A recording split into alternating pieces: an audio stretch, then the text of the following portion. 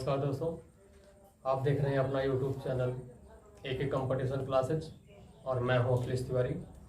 आप लोगों का बहुत बहुत स्वागत है दोस्तों इस चैनल पर। जो नए स्टूडेंट हमारे इस वीडियो को पहली बार देख रहे हैं वो कृपया चैनल को सब्सक्राइब करें, लाइक करें और ज़्यादा से ज़्यादा मात्रा में शेयर करें, जिससे आपके पास हमारे वीडियो का नोटिफिकेशन सबसे पहले पहुँचे। और हर दिन इस चैनल पर आपको नई नई वीडियो, नई नई क्लास अच्छे तरीके से मिलेंगी। उम्मीद है कि आप लोगों को वीडियो भी बहुत अच्छी लगती होगी। और आज मैं आप लोगों के लिए निर्देशांक ज्यामिति का पार्ट 3 लेकर के आया हूं, जिसका नाम है त्रिभुजों का क्षेत्रफल। और वैसे भी आप लोग क्षेत्रफल के बारे में तो विधिवत जान ही रहे होंगे कि क्षेत्रफल क्या चीज़ होता है। तो आज हम उसी में से कुछ खास टॉपिक त्रिभुज का क्षेत्रफल लेकर के आए हैं।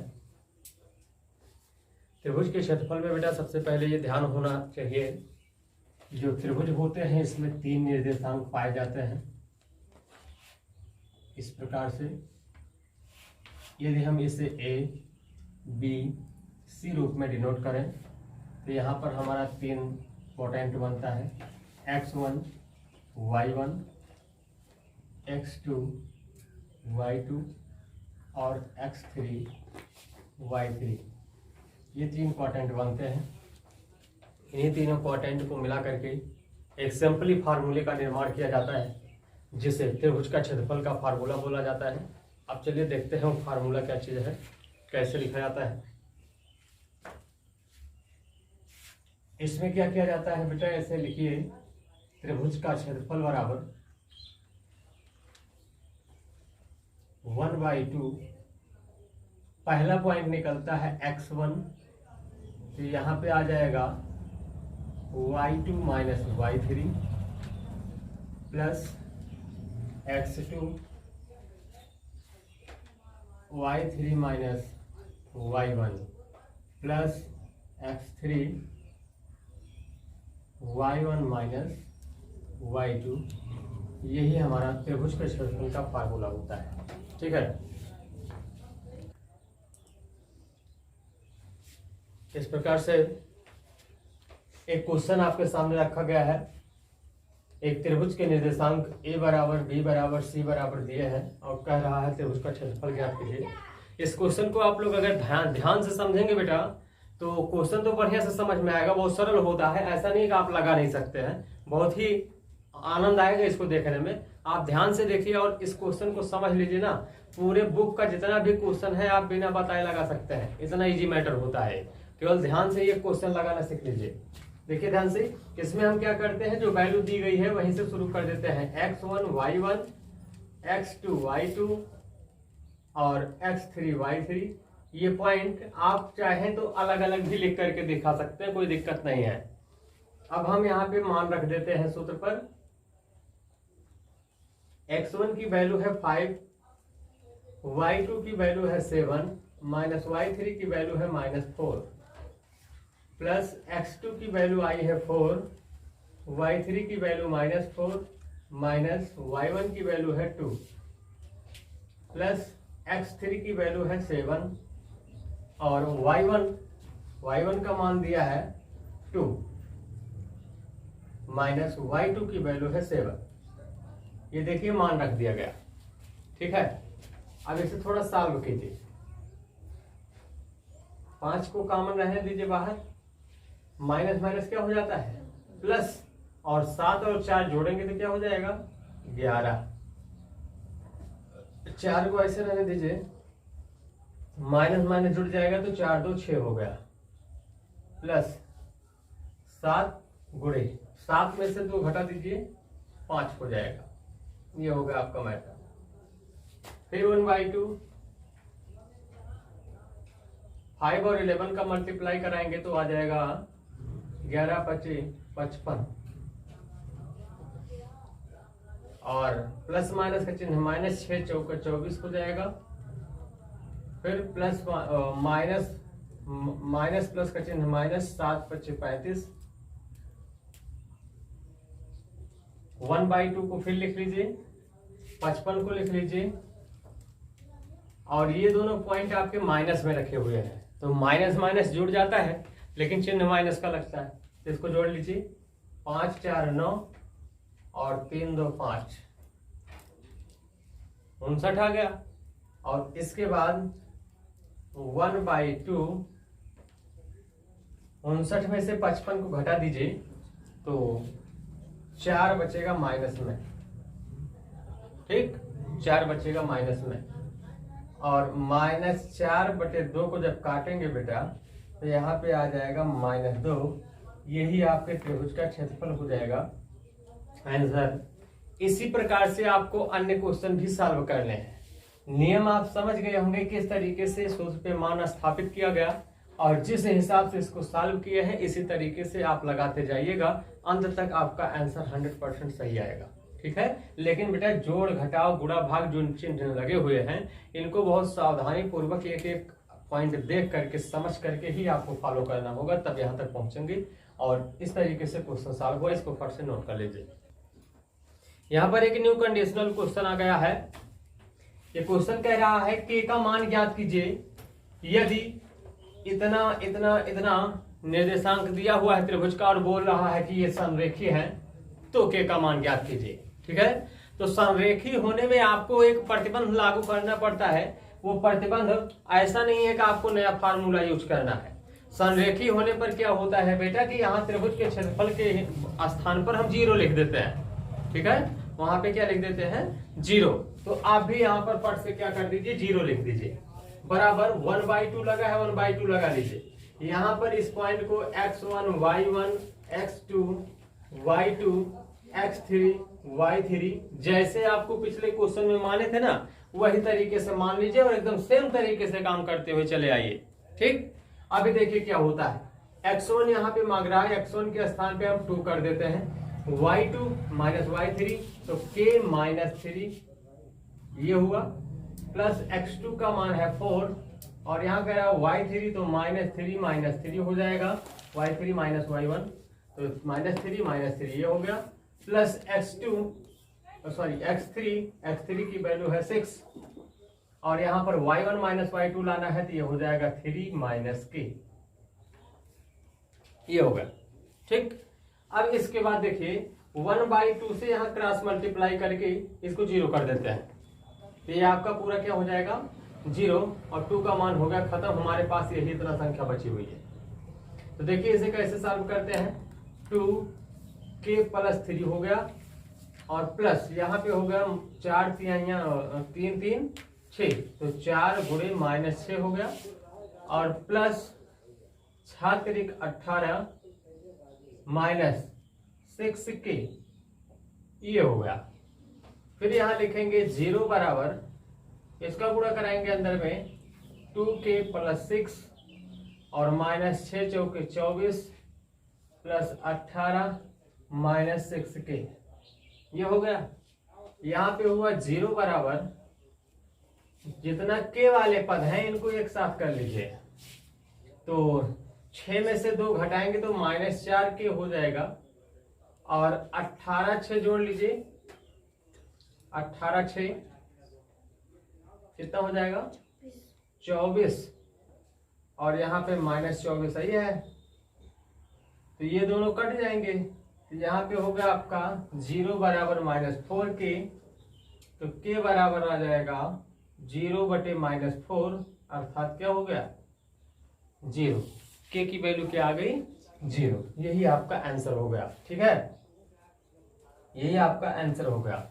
अब आपको ये ध्यान रखना है कोई भी इस तरीके का क्वेश्चन हो जहां पे 3 मान दिया गया हो, निर्देशांक दिया गया हो और आपसे कहे किसी वैल्यू को निकालने के लिए, तो निश्चित है आप संरेखी वाले मैटर पे सोच रहे थे कि इसमें कोई नया फार्मूला लगेगा, लेकिन ऐसी कोई बात नहीं है, कोई नया फार्मूला यूज नहीं होगा, वही आपके त्रिभुज वाले सूत्र पर ही इसे सॉल्व किया जाएगा। बस इतना ध्यान रखना है बेटा, अगर बात संरेखी की कह दिया है तो आपको बराबर में 0 रख करके सॉल्व करना होगा और जैसे जैसे हम सॉल्व करके आपको दिखाए हैं यही रूल फॉलो कीजिएगा, निश्चित है आंसर आ जाएगा। चलिए अगले क्वेश्चन पर।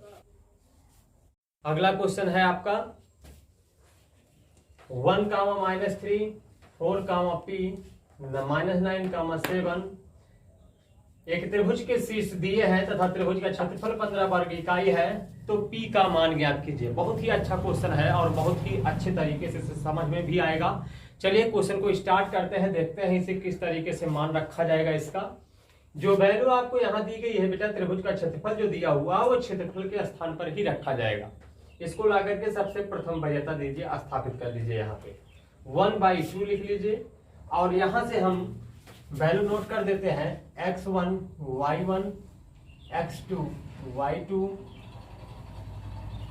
x3 y3। इसको देख लीजिए और मान रखना शुरू कीजिए। यहाँ पे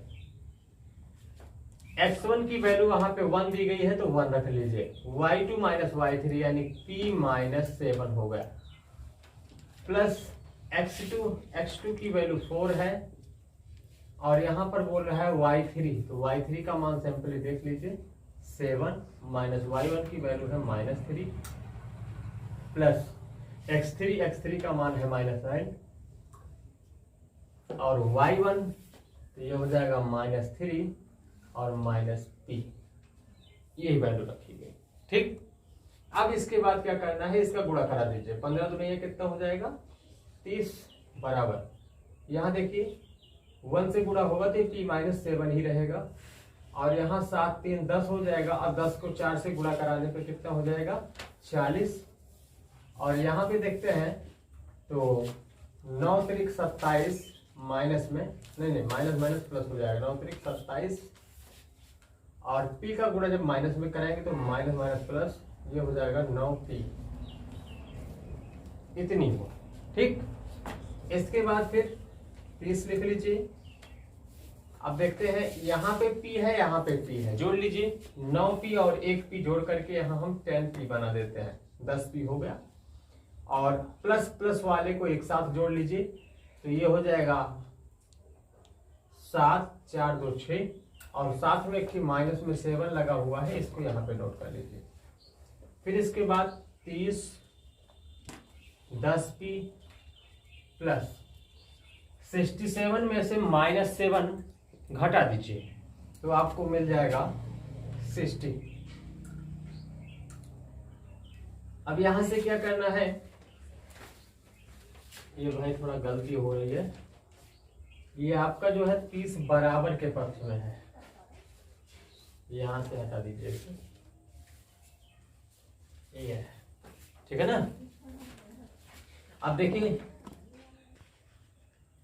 फिर इसके बाद यहाँ पर इसका ब्रैकेट खोल दीजिए 10p प्लस 60 और इसको पक्षांतर करके इधर भेज दीजिए, ये हो जाएगा 30 माइनस 60 बराबर 10p। इसको माइनस करेंगे बेटा तो यहाँ पे आ जाएगा -30 बराबर 10p। तो यहाँ से जब p बराबर निकालेंगे तो -30/10 हो जाएगा, जिसे काट देने पर -3 प्राप्त होगा। यही आपका p का मान हो जाएगा और यही फाइनल आंसर हो जाएगा। इस तरीके से कोई भी क्वेश्चन यदि आपको दिया जाता है तो उसे आप आसानी से लगा सकते हैं, कोई प्रॉब्लम नहीं होगी, बस केवल ध्यान से वीडियो को लास्ट तक देखते रहिएगा। चलिए अगला क्वेश्चन देखते हैं। अगला क्वेश्चन है बेटा आपका चतुर्भुज से संबंधित, जिसमें अभी तक आपको त्रिभुज के बारे में बताया गया, त्रिभुज से संबंधित क्षेत्रफल का सूत्र बताया गया, उससे संबंधित कुछ क्वेश्चन भी लगवाए गए। अगला क्वेश्चन जो सामने आ रहा है स्क्रीन पर आपको दिखाई दे रहा होगा, यहाँ पर चतुर्भुज के 4 शीर्ष दिए हैं, ये 4 शीर्ष दिए हैं, कह रहा है यदि एक चतुर्भुज के शीर्ष है तो उसका क्षेत्रफल ज्ञात कीजिए। ठीक है, तो अब हमें सोचने वाली बात यह है कि क्या चतुर्भुज का क्षेत्रफल इसी मैटर पे निकलेगा कि उसके लिए कोई अतिरिक्त फार्मूला उपयोग करना होगा। अगर आप चाहे तो अतिरिक्त फार्मूला भी है इसका चतुर्भुज का क्षेत्रफल ज्ञात करने का, उससे भी ज्ञात कर सकते हैं, लेकिन हमने आपको कहा दिया है ना कि इस चैप्टर में आपको कोई नया फार्मूला यूज नहीं करने देंगे, हम इसी पर आपको लगाना है। तो आप केवल ध्यान देते रहिए, वीडियो को देखते रहिए ध्यान से कि इस चतुर्भुज के मैटर को त्रिभुज वाले क्षेत्रफल से किस प्रकार से सॉल्व किया जाता है। बहुत ही अच्छे तरीके से आपको हम समझा रहे हैं। चलिए पहले एक चतुर्भुज यहां पर निर्माण कर लेते हैं। ये है आपका चतुर्भुज, इसका नामकरण कर दीजिए ABCD और जो चारों शीर्ष दिए हैं उसको क्रमबद्ध कर लीजिए यहाँ पे 5,7 -4, -5।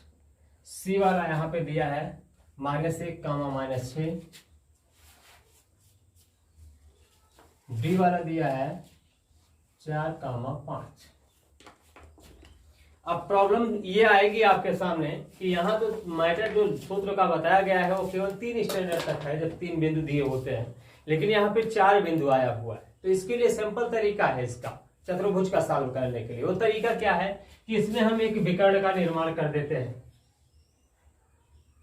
ऐसे एक विकर्ण का निर्माण कर देते हैं और सूत्र बना देंगे इसका हम त्रिभुज ABC का क्षेत्रफल प्लस त्रिभुज ADC का क्षेत्रफल, दोनों का क्षेत्रफल यानी ABC इतने भाग का हाफ पार्ट क्षेत्रफल निकाल लीजिए और इतने का हाफ पार्ट क्षेत्रफल अलग निकाल लीजिए और दोनों को ला करके यहाँ पर ऐड कर देते हैं, तो दोनों का त्रिभुज जो क्षेत्रफल निकालेगा वो किसका हो जाएगा, चतुर्भुज का क्षेत्रफल बन जाता है। ठीक है, अब एक एक स्टेप प्रारंभ कीजिए। यहाँ से पहले x1 y1, x2 y2 और x3 y3 मान करके मान रखते हैं। तो सूत्र आपका यही रहेगा 1/2 x1 की वैल्यू -5, फिर y2 माइनस y3, तो y2 का मान -5 माइनस y3 की वैल्यू है -6, तो माइनस माइनस हो जाएगा प्लस इसके बाद आता है x2 की वैल्यू है -4, तो यहाँ पे -4 रख लीजिए और उसके बाद y3 माइनस y1, तो y3 की वैल्यू है -6 और माइनस y1 की वैल्यू आई है 7 प्लस अब की बार आएगा x3, तो x3 की वैल्यू निकालते हैं -1 और यहाँ पे आता है y1 माइनस y2, तो 7 -5 हो जाएगा प्लस अब त्रिभुज ADC का क्षेत्रफल निकालेंगे, तो यहाँ पर x1 y1, x2 y2 और x3 y3 ये वैल्यू रखना होगा आपको। तो 1/2 लगा दीजिए यहाँ पे, x1 का मान यहाँ से निकालेंगे -5, फिर आएगा y2 माइनस y3, तो y2 की वैल्यू है 5 माइनस y3 की वैल्यू है -6, तो माइनस माइनस प्लस हो गया प्लस x2 का मान रखना है, तो यहाँ पे x2 आपका 4 हो जाएगा और इसके बाद y3 माइनस y1, तो y3 की वैल्यू -6 है और माइनस y1 की वैल्यू है 7 प्लस x3 बोल रहा है, तो x3 का मान यहाँ पे -1 दिया है, तो हम -1 लिखते हैं और बोल रहा है y1 माइनस y2, तो y1 की वैल्यू 7 है माइनस y2 की वैल्यू है 5। ये मान रख दिया गया दोनों का, त्रिभुज ABC का क्षेत्रफल और त्रिभुज ADC का क्षेत्रफल। अब इसे जैसा सॉल्व करते हो बस वही तरीके से हल करते हुए चले जाइए। -5 गुणे 6 में से 5 घटाएंगे तो 1 आएगा, फिर -4 गुणे 7 और 6 जोड़ने पे -13 हो जाएगा, -1 और 7 5 जोड़ने पे 12 हो जाएगा प्लस हाफ -5 गुणे 6 5 11 प्लस 4 गुणे 7 और 6 को जोड़ेंगे तो -13 हो जाएगा, फिर -1 और 7 में से 5 घटाएंगे तो 2 आ जाएगा। ये आपका मान रख दिया गया। फिर इसके बाद 1/2 गुणा कराते हैं, 5 के 5 माइनस माइनस प्लस 13 चौका 52, फिर -12 के 12 प्लस 1/2 11 × 5 = 55 माइनस 13 चौका 52 माइनस 2। इसे थोड़ा सा और सरल कीजिए, 52 माइनस 12 में 5 जोड़ दीजिए 17 हो गया प्लस 1/2, इन सब को आपस में जोड़ लीजिए, 2 2 4 5 9 5 5 10, इतना हुआ, चिन्ह माइनस का लग जाएगा, इसको घटा लीजिए,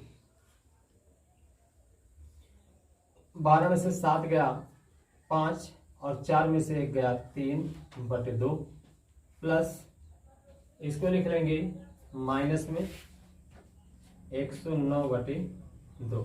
इन दोनों का देख लीजिए बेटा, हर बराबर दिया हुआ है, हर बराबर दिया है तो ऊपर वाले को घटा लेते हैं, 35 माइनस 109 बटे 2।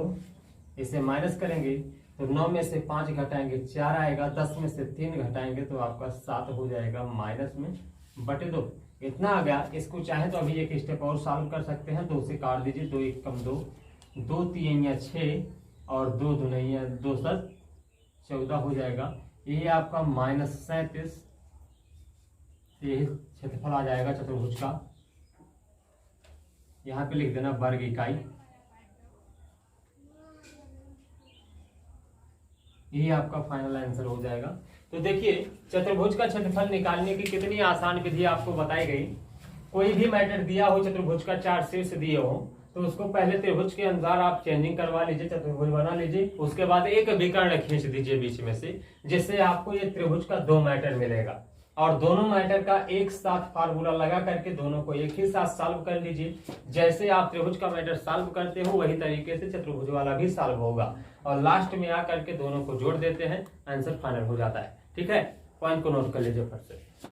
अगला क्वेश्चन है आपका, यदि 1/a - 1/b बराबर 1 हो तो सिद्ध करो कि बिंदु इतना इतना इतना समरेख होंगे। ठीक है, तो समरेख के लिए आपको हम बताए थे कि इसमें क्या करना पड़ता है, क्षेत्रफल के स्थान पर 0 लिख देना पड़ता है। बाकी अब देखते हैं इधर x1 y1 x2 y2 और x3 y3 वैल्यू नोट कर लीजिए। यहाँ पर 0 लगा दीजिए और 1/2 लिख लीजिए। x1 का मान यहाँ से देखते हैं a है और y2 की वैल्यू b माइनस y3 की वैल्यू है -1, तो ये हो जाएगा 1 प्लस इसके बाद x2, तो x2 की वैल्यू है 0 और फिर यहाँ बोल रहा y3 माइनस y1, तो -1 - 0 प्लस x3 का मान है 1, y1 0 माइनस y2 की वैल्यू है b, ये वैल्यू हो गई। ठीक है, इसको थोड़ा सा सॉल्व कर दीजिए। 2 से यहाँ गुणा कराएंगे बेटा, ये हो जाएगा 0 और फिर अंदर में गुणा कराएंगे तो ab प्लस a, ये पूरा मैटर आपका 0 हो जाएगा और यहाँ पे आ जाएगा 0 माइनस b। और ध्यान से देखिएगा ab plus a minus b यही बचा हुआ है और बराबर हो गया आपका 0। ठीक है, यही तरह बचा हुआ है। यहाँ पे क्या करते हैं कि AB से पूरे समीकरण में भाग करवा दीजिए। AB से समीकरण में भाग करने पर